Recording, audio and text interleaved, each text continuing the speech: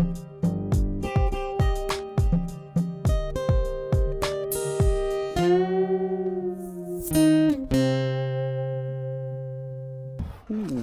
ugly wall day.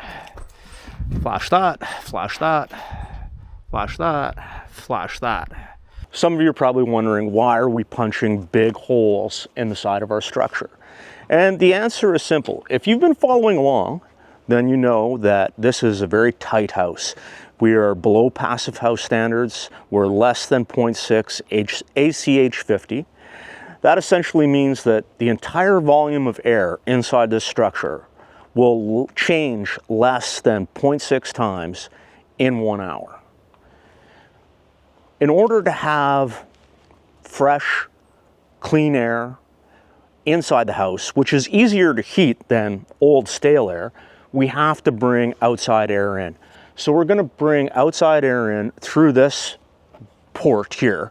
We're going to have a 6-inch vent hood here that's going to take air to our ERV, our energy recovery unit. And that is going to filter the air, temper it with the air we're exhausting out of the structure, and provide us with controlled filtered air in the entire building. Now, because it's airtight, sometimes if you have an appliance that exhausts a lot of air, you require makeup air. In fact, in some cases in a high performance house, you're going to need makeup air just so your clothes dryer works properly. It's pretty well known that your average clothes dryer exhausts about 400 CFM.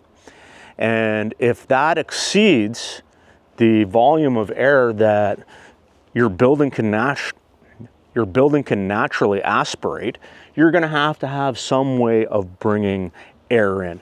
And this is a pretty cool unit.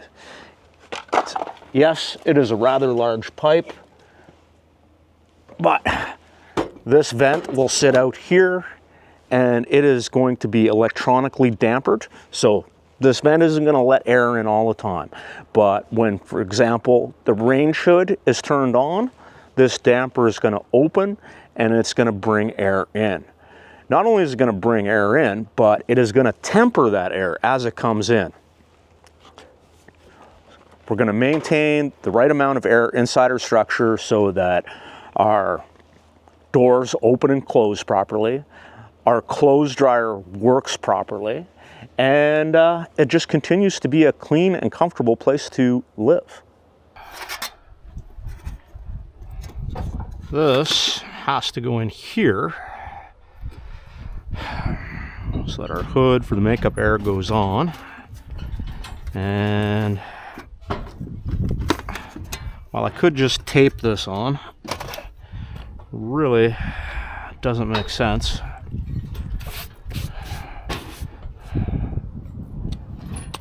Off chance that something somehow gets behind the siding. Oh. This ensures that I have a nice water and airtight seal behind that penetration sleeve. And then of course it will get tape flashed on top of that.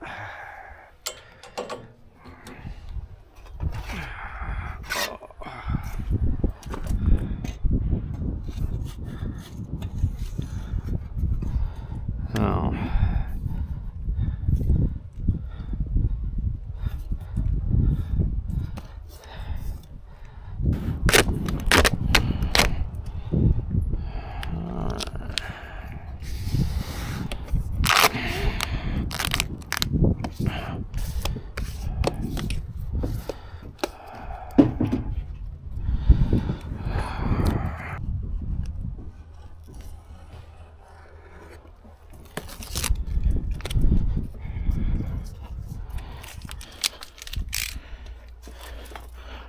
not a gun loop.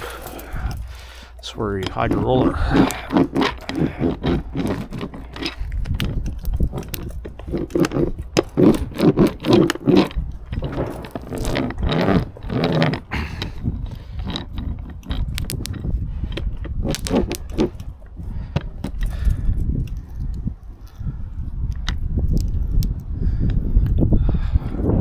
All right, that one's cool. That one's done.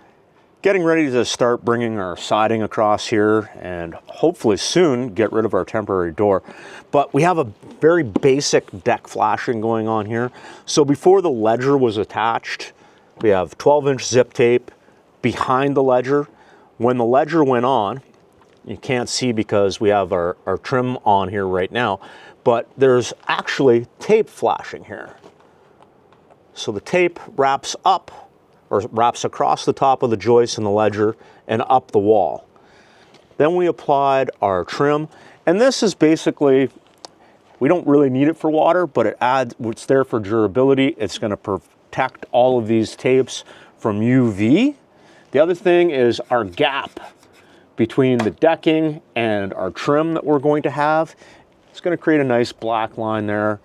You're not going to be looking at zip or something, you know, a strip of tape. This, of course, will get tape flashed.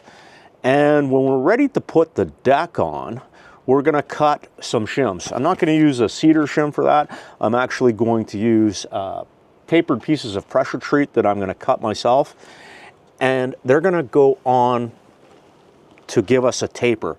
And the reason we install this taper is any debris that gets built up, and this will be more clear when we actually install it, but any debris over time that falls in on this trim flashing, it'll allow it to drain out in between the joists. So essentially you have a drainage gap in between each joist.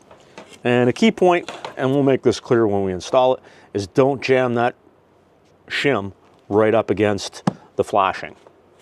Another helpful feature, when we install this flashing, it's bent on a positive slope. And what I mean by that is that flashing is held up. You can see it drains down and away. So when we add our tapered shim on top of this later, and again, that'll be out of pressure treat, not out of cedar, it's just going to facilitate the drainage of anything that ends up back there. Now, this particular deck is going to be mostly covered, but it's still going to be subject to wind-driven rain and debris off the surrounding trees, particularly pine needles. They can pile up and over time essentially just clog any type of drainage and start to hold water in tension.